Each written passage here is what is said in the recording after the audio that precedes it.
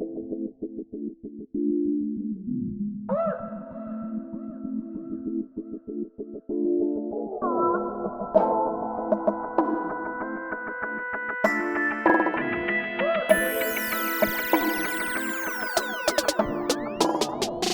guys, I'm so excited. We're here today with one of my favorite flippers. Her name is Jessica and she's gonna tell you all about her experience. All right, let's go. Hey Jessica, I just want to start by thanking you for taking the time out of your busy schedule to even come and have this conversation with me today. I'm really excited to get the chance to talk with you. And I just want to start by asking, like, how did you know that you wanted to get into investing? So I lost my job back in November of 2019, and I said I'm never going back to work. Like, I had a very high paying job, and I just was like, to heck with corporate America. I know it sounds crazy because the job was very lucrative, but it gave me the ability. So I always tell people, don't quit your job yet. I just was able to save so aggressively so that I could invest and make my money make money. I've always been like entrepreneurial, and I knew that the quickest way to make money is through real estate. So I just wanted my money to make money. I wanted to do something that made sense. I wanted something where I was not, didn't have to lead. Like, I could basically put my money somewhere, tell somebody how I wanted something to look, and get a result in a high return. So why not invest in real estate? So have you found that it's been easy? What are your challenges? And when you say you just put your money somewhere and invest, do you feel like it took a little bit more than that once you got into it, or? So it's two parts to that. Has it been easy? No, it has not, because entrepreneurship, in my opinion, is as challenging as a 9-to-5 because you're literally having to create your own destiny. So, as opposed to, I work for Verizon Wireless. They give me a set schedule, right? So like from point A to point Z, and then I follow that, and then I make a commission off of that. Now I'm literally starting from nothing and having to do research and figure out a way that I can get that, I guess, my self-appointed salary monthly so that I can be able to sustain a lifestyle, because when I did work for corporate America, I had a really good lifestyle. So I'm like, I can't shortchange myself. So it just takes a lot of, my timing looks different. So whereas people, you have a 9-to-5, you're gonna be working from maybe 8 to 6. But mine is, if somebody calls me at 12 a.m., 6 a.m., I gotta be on it because I already know that that's my money maker, and I just have to make my money for myself. So it's definitely a challenge, but the quality of life, so it doesn't matter. So if you're like working at a call center, your time is theirs, but mine is mine. So it doesn't matter, like if I can be in Baltimore 1 minute, and then within 6 hours I can be back in Charlotte. So it's really about how you want to spend your time. And not having somebody like have something over you, which is, I call it salary, saying if you do all of this, like I can, with this is limitless. I can have like several different streams. You have freedom. I have freedom.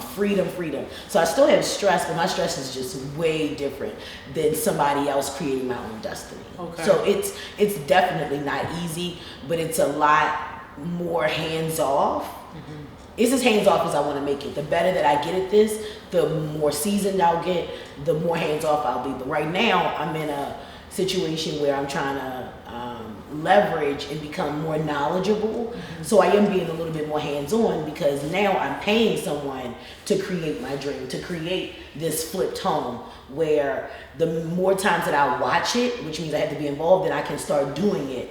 And then I will be paying less money, which will be putting more cha-ching in my pocket.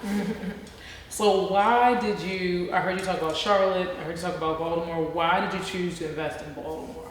So I bought my first home in Charlotte in 2013. When I moved, I'm originally from Baltimore, but I moved down to Charlotte just for a better quality of life. I'm all about quality of life. Baltimore is a great place to relocate to, but being from here, it just was very consuming, draining, gray.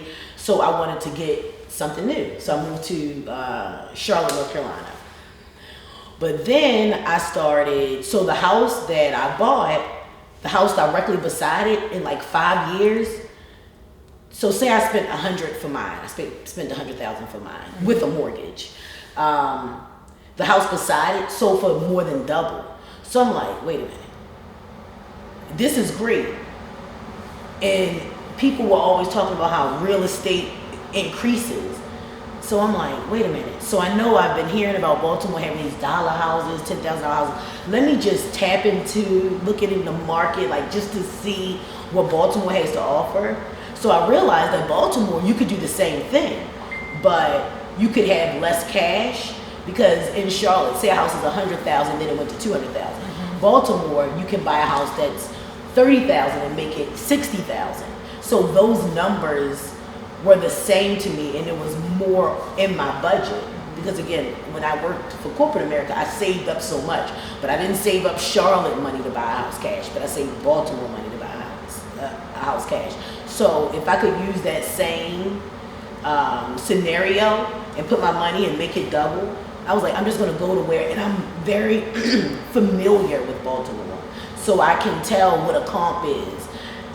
There, I'm not really seasoned and from there, so I just, it just was easier. It was easier. Plus, it's only a $70 round trip flight for me to come check on my project. So Baltimore is just, and I see the growth. Like, I love making something ugly turn into something beautiful. In Charlotte, it's like, it was cute, now it's gorgeous. I wanted something really ugly and to turn it, I like to make my lemons turn into lemonade and add 2 shots of vodka. So that's why Baltimore. Yeah. I mean, I agree with most of what you're saying. I think Baltimore's a beautiful place. It is. Generally. It definitely is undervalued. So it's like, if you're on the basketball team, it's that person that's always there, and maybe people don't always appreciate it. I think like leaving the city and then coming back, you have a different perspective on it. And so because it is undervalued, I definitely think it's a great place to invest. You're definitely gonna get a huge return. What would you give as advice for first-time investors, knowing now what you know? Do your research on contractors.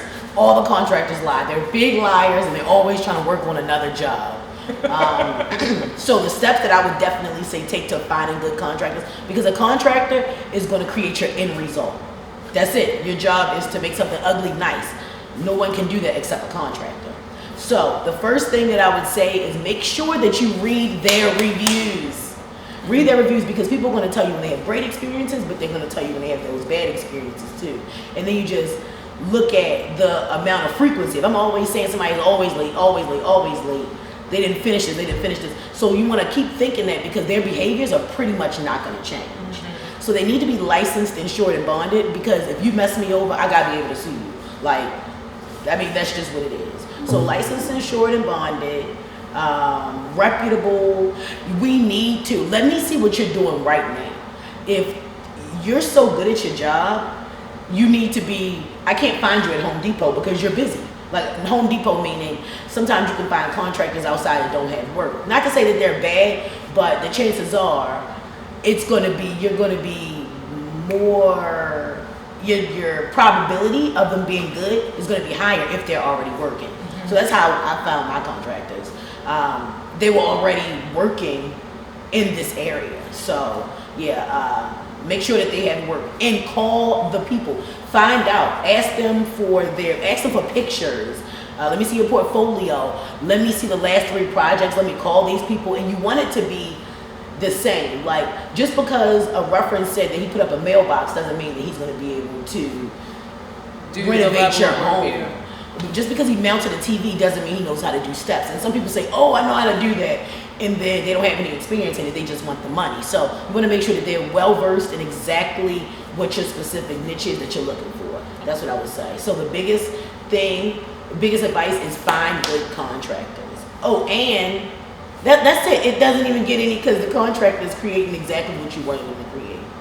And following up too. Don't let them tell you that something is done. Come and see that it is being done. And make sure that you create a checklist.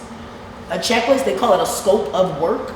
Make sure that you are looking at the scope of work and you are keeping them accountable of that scope of work. Because they'll be like, yeah, we put those ceilings up. No, I need to see that you put the ceiling up on the first floor. Be that specific so that I can go up there. I can go to the first floor and I can see, boom, check that the ceiling on the first floor. That way, the accountability is everything when you're dealing with contractors. So my biggest thing is contractors. Those have been my biggest headache, but those also have been my biggest pride because they've created something amazing. Okay, all right. I mean, that sounds good. Rule of thumb, I would say, is slow to hire and quick to fire. If they're not doing what you need them to do, let them go. Let them go. I think I got one last question for you. I really appreciate you doing this for me, or with me, I should say. Why did you choose me as your realtor? Okay, so that's a really good question because it was an easy decision, but I had a lot of people wanting to get the opportunity. But I like somebody that's like-minded, somebody that's more of a shark, somebody that is assertive, because I know that my end goal is to make money off of this, to sell it. So I needed somebody who I could see my vision in. I needed somebody that was ethical, that was hardworking, that I already knows invests. And I know that you have children, so this is very important to you. So your goals and your values are going to be different than maybe someone without children. Not to say that those are not good people, but our values are aligned. I knew that this would be your first home, but I also knew that you had a mentor that was going to be amazing. So any questions that we may have had, just ask the mentor. So I knew that as bad as I wanted to sell the house, you wanted to sell the house too. So I looked at it as more of a partnership. So it really wasn't a hard decision at all. That's why I chose you to be my realtor. Wow, did I pay you to say this? Did I pay you to say this? She didn't, y'all. She didn't. She didn't. Right. I see she aggressive, sharp, aggressive, getting it done. Hey, so can I call you yesterday? Like, she wants to call you yesterday. So that's the type, yeah. You see that? Yes. So I just wanted somebody that was ethical, hungry. I mean, I'm trying to sell it as much as you're trying to sell it. So I knew you would get it done. That's my end goal. Get it done. You forgot to go like this. Oh, sorry. Because this is your busted baby right here. This ain't no bus. You got to turn. It's the same vibe.